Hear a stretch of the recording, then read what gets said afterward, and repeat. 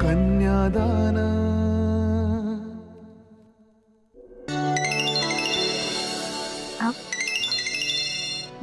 घेऊ का? हा बाबा बोला। कशी आहेस बाळा? मी मस्त एकदम, बोला ना। काय जेवण बिवणं झाली का? हो आत्ताच झालं बाबा, मीच स्वयंपाक केला होता। का तू केला स्वयंपाक? म्हणजे त्यांनी गेल्या गेल्या काय तुला स्वयंपाकाला जुंपलं का? अहो नाही, म्हणजे सगळा नाही केला, पण दाल मखनी केली होती, मस्त झाली होती, तुम्हाला आवडली असती बाबा। याला काय अर्थ आहे? त्यांच्याकडे नोकर आहेत ना, अगदी दरवाजा उघडण्यापासून सगळं करण्यापर्यंत, मग तुला हे सगळं करायची काय गरज आहे? बाबा मी तुम्हाला जरा नंतर फोन करू का प्लीज? का का बापाशी बोलायला वेळ नाही का? आणखीन काही काम सांगून ठेवलेत? बाबा ते हे मला अजिबात पटलेलं नाहीये। ती काय पद्धत आहे काय? घरामध्ये आलेल्या माणसाशी असं वागायचं असतं? 8 दिवसासाठी पोरगी राहायला आली आणि ही काय कामाला जुंपलं त्या लोकांनी तुला? हे बघ, हे मायाशी बोलतो आता इथे। हॅलो, आजीबाई का? मी कार्तिकची आजी बोलते सदाशिवराव। हा वाटलंच मला। त्याचं काय आहे ना, मी आणि तुमची मुलगी एका महत्वाच्या विषयावर बोलतोय। तुमची हरकत नसेल तर तुम्ही थोड्या वेळाने फोन करा। हा ठीक आहे, मी नंतर करतो।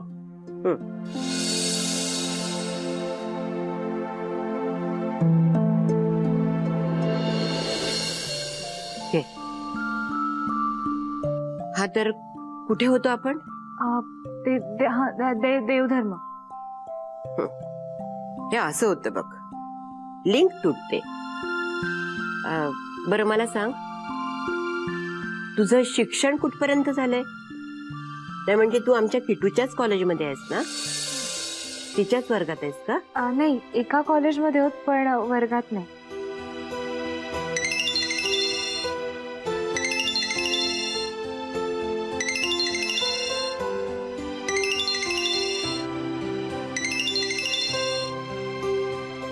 काय रे? Hello, hi Gayatri, I love you. कुठे आहेस तू? कशी आहेस तू? काय चाललंय तिकडे? सगळं ऑल वेल ना? ऐक ना, मी थोड्या वेळाने बोलू का तुझ्याशी प्लीज? का थोडा वेळाने का? बोल ना आता माझ्याशी, प्लीज प्लीज बोल। 1 मिनिट, कोणी आहे का तुझ्या आजूबाजूला?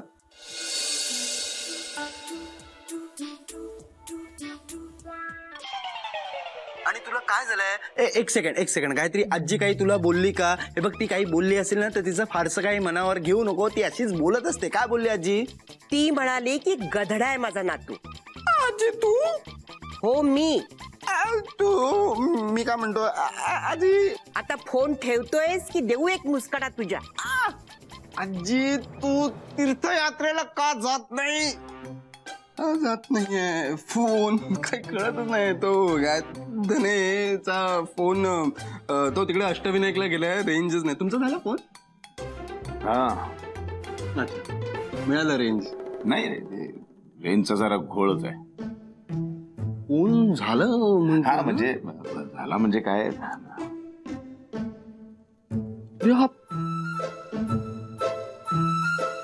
बरोबर आहे, कीर्तनेंचा फोन आहे ना, कीर्तनेंचा फोन नॉट रिचेबल असेल तरी फोन लागतो।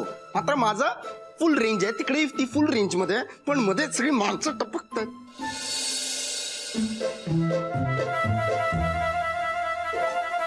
आता काय ऐकायला आलो?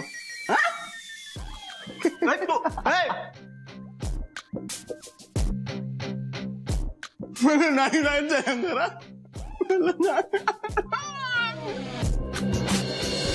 माझा नातू आणि तुझे वडील दोघही काही आपल्याला बोलायला देणार नाहीत बघ। नाही तसं काहीच नाही, मी फोन स्विच ऑफ कर। नाही राहू दे, तुझा फोन चालू राहू दे, नाहीतर घरातल्या सगळ्यांनाच त्रास देतील ते फोन करून।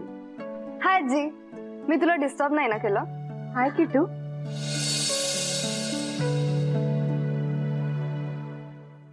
आय थॉट तू आल्यावर आपलं काहीच बोलणं झालं नाहीये ना, पण तू बिझी असशील तर किट्टू, मॅनर्स विसरलीस का सगळे?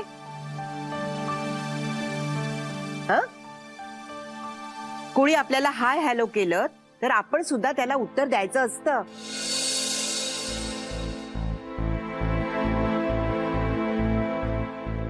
बाय. जरा गरम डोक्याची आहे. जाऊ दे, तू मनावर नको घेऊस. आपल्या आजूबाजूला सगळ्या प्रकारची माणसं असतात. असो. गायत्री, स्वयंपाक घरातली परीक्षा तू व्यवस्थित पार केलीयस. आता सगळ्यात मोठी परीक्षा तुला पार करायची.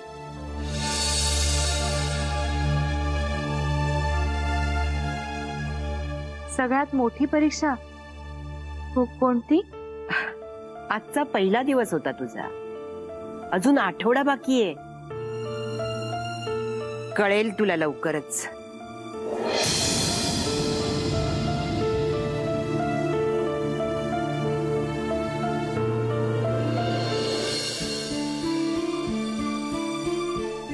ठेवे.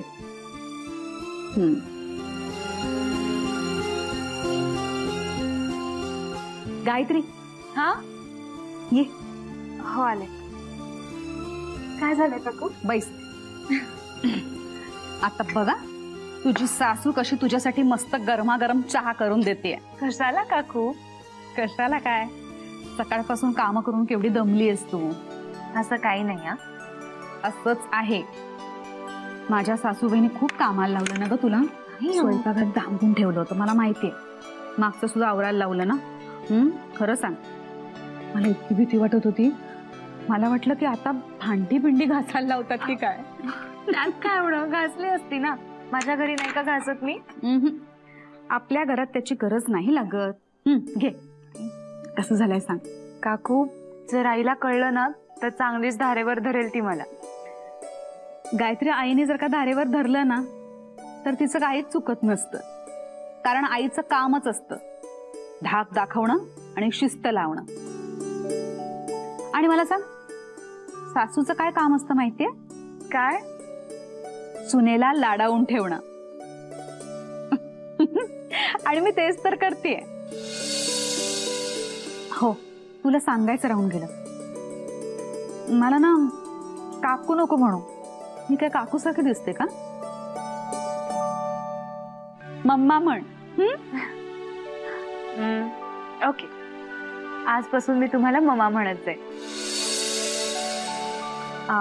आणि तुम्हाला एक गोष्ट माहितीये काय? तुमच्यासारखे सासू सासरे शोधूनही सापडणार नाहीत कुठे. शोधायला सुद्धा जाऊ नकोस, कारण मी आणि अजय ना वन पीस आहोत. Limited edition. Yeah, you keep me updated, okay? Yeah, bye. Kartik, Hello, sir. Laptop बाजूला ठेव. Huh? लॅपटॉप बाजूला ठेव. काय झालं सर? सायली जोशी, वृंदा सोनावणे, ग्रीष्मा पाटील, कुंदा भडबडे या सगळ्या मुलींशी तुझा काय आणि कशा प्रकारचा संबंध आहे?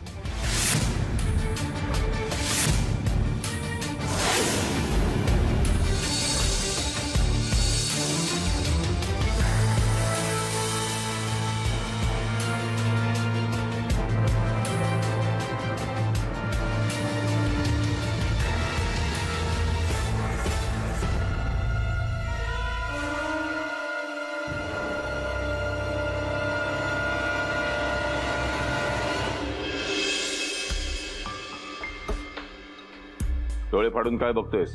माझ्या प्रश्नाचं उत्तर दे.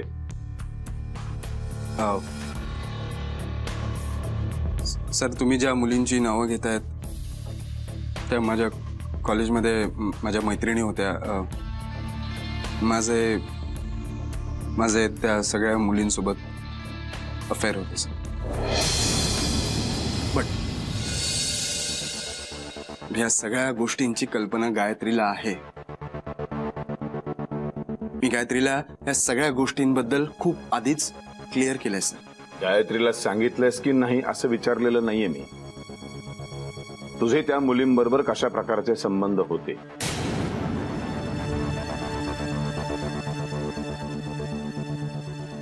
हो, माझं त्या सगळ्यांसोबत प्रेम संबंध होते. अशा प्रकारचे प्रेमसंबंध गायत्रीशी लग्न केल्यानंतर निर्माणच होणार नाहीत. कशावरून?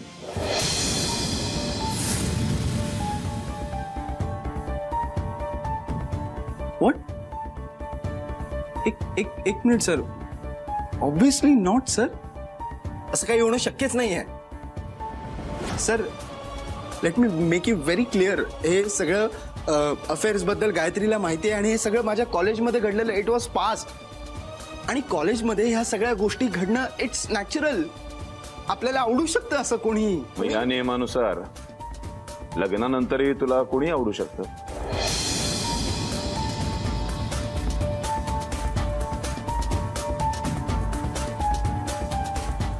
नाही sir. I am sorry to say, पण तुम्ही ह्या सगळ्या गोष्टींकडे खूप चुकीच्या पद्धतीने बघताय. एक मिनिट.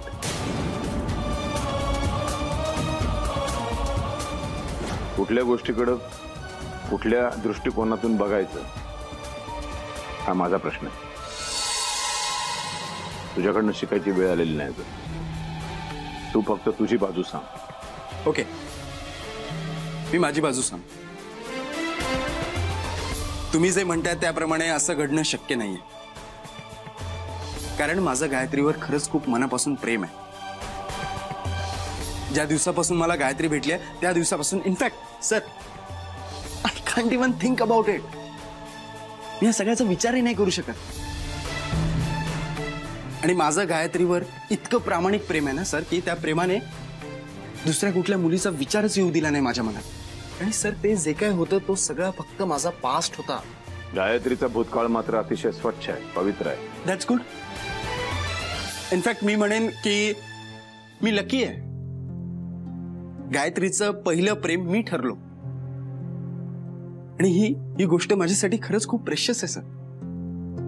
पण गायत्रीचं माझ्या आयुष्यातलं स्थान इतकं महत्वाचं आहे ना, की तुम्ही म्हणताय त्याप्रमाणे कोणासाठी दुसऱ्या मुलीसाठी दार उघडणं वगैरे शक्यच नाही आहे. आणि लग्नानंतर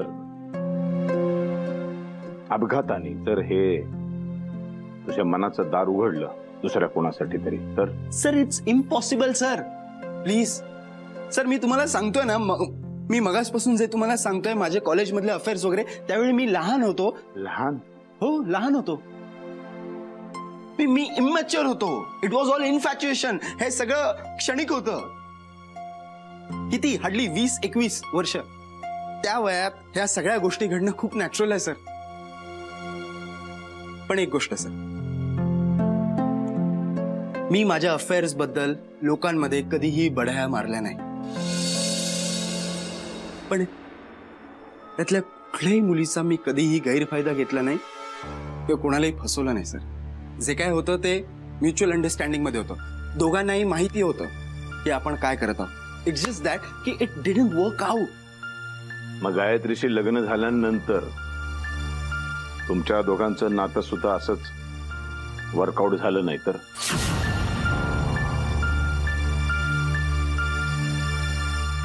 चान्सच नाहीये सर.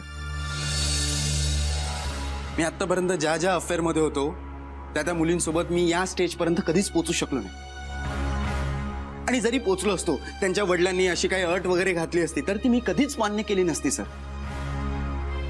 त्यांनी विचारलेल्या उलट सुलट प्रश्नांची मी इतक्या आता ज्याप्रमाणे सरळ आणि उघड उघड उत्तर देतोय त्याप्रमाणे कधीच देऊ शकलो नसतो. आणि याच्या अगदी उलट मी आता ते सगळं करू शकतोय गायत्रीच्या बाबतीत, कारण माझं गायत्रीवर खरंच खूप मनापासून प्रेम आहे. अच्छा, म्हणजे मी तुमच्या लग्नाला जर उद्या नकार दिला तर तू दुसऱ्या कोणावरच प्रेम करणार नाहीस? अच्छा, म्हणजे मी तुमच्या लग्नाला जर उद्या नकार दिला तर तू दुसऱ्या कोणावरच प्रेम करणार नाहीस?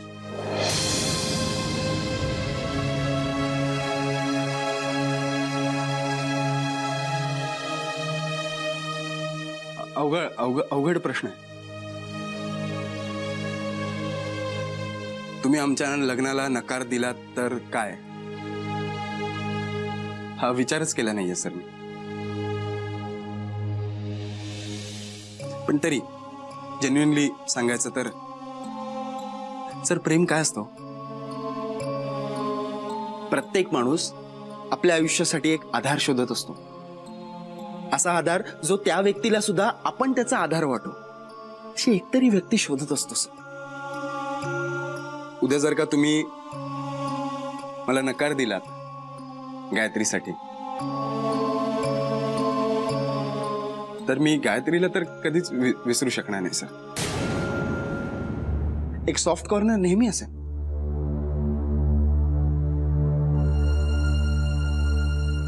पण प्रॅक्टिकली एक 5-6 वर्षानंतर एकटेपणा, घरच्यांच्या आग्रहामुळे मला लग्न करावं लागेल. पण गायत्रीचं स्थान मी तिला कधीच देऊ शकणार. मला माहित नाही सर, तुम्हाला माझ्या या सगळ्या गोष्टी पटतायत की नाही. कदाचित माझ्या या सगळ्या विचारांमुळे तुम्ही मला बादही कराल, पण माझं गायत्रीवर खरंच खूप मनापासून प्रेम आहे सर. आणि ते तसंच राहील आयुष्यभर, हे तितकंच खरं आहे.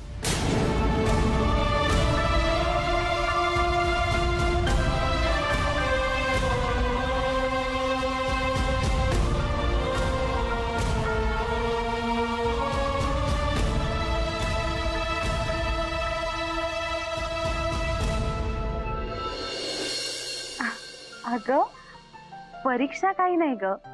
म्हणजे त्या मला म्हणाल्या की आपल्याकडे अचानक 5 माणसं एक्स्ट्रा आली आणि ही भाजी वाढवावी लागली, पण चव नाही बदलली पाहिजे. तर मग तू काय करशील? मग काय केलंस तू? दाल मखनी केली होती. आई अगं, पण आजी ना तिथेच उभ्या होत्या माझ्या समोर. म्हणजे मी काय काय करतेय, कसं कसं करतेय हे सगळं ऑब्झर्व करत होत्या. माहितीये, जाम टेन्शन आलं असेल ना तुला? हा, म्हणजे थोडं टेन्शन आलं होतं मला. पण मग मी विचार केला की आपण मनापासून काम करूयात ना, बाकीचं सगळं नंतरचं नंतर बघता येईल. हो, पण मग म्हणजे जमली की नाही शेवटी? अगं, मस्त झाली होती एकदम. म्हणजे कार्तिकच्या आई बाबांना खूप आवडली. आणि आजीला? अगं, म्हणजे आजींचा उपवास होता ना, मग त्यांनी रात्री खाल्ली. चांगली झाली म्हणाले. बघ, मी म्हंटल होतं तरी तुझ्या बाबांना गायत्री कोणत्याही परीक्षेत यशस्वी होईल म्हणून. अगं आई, पण तुम्ही दोघांनी पास करून काय उपयोग? त्यांनी केलं पाहिजे ना. हो, पण मला माहिती आहे ना माझी मुलगी काय आहे ते. मला इतका अभिमान वाटतो गायत्री तुझा. अगं, सोपं नाहीये. आजकालच्या शिकल्या सवरलेल्या मुलींना सुद्धा जमत नाही ते. आणि किती नखरे असतात मुलींचे. पण या सगळ्या मुलींपेक्षा तू अगदी वेगळी आहेस. मी वेगळी आहे कारण माझे आई बाबा सगळ्यांच्या आई बाबांपेक्षा खूप वेगळे आहेत.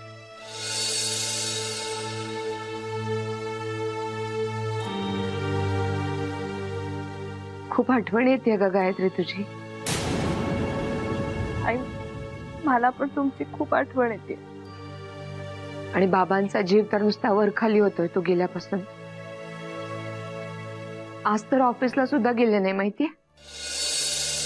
मला वाटलंच होतं असं होणार म्हणूनच जेव्हा बाबा म्हणाले ना की मी तुला सोडायला येतो, तेव्हा मी त्यांना नको म्हणाले.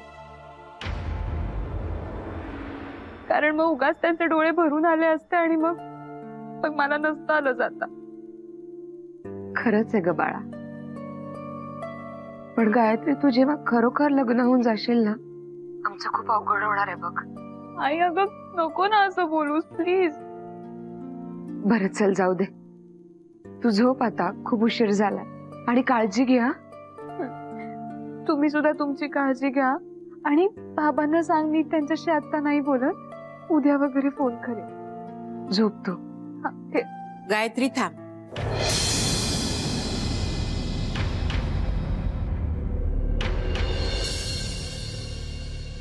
आई, काय? 1 मिनिट, आजींना बोलायचंय. हो. हॅलो, हा मी कार्तिकची आजी बोलते. नमस्कार आई, बोला ना. नाही, मला एवढंच सांगायचंय तुम्ही गायत्रीची काळजी करू नका, ती इथे व्यवस्थित आहे. नाहीच करणार काळजी. नाही म्हणजे आता ती तुमच्याकडे म्हटल्यावर आम्हाला काळजी करायचं काही कारणच नाही ना. पण काय ना म्हणजे पहिल्यांदा अशी ती एवढी लांब गेली आहे, सवय नाही ना. हो, मी समजू शकते. बरं, ठेवू फोन? हो हो, अच्छा.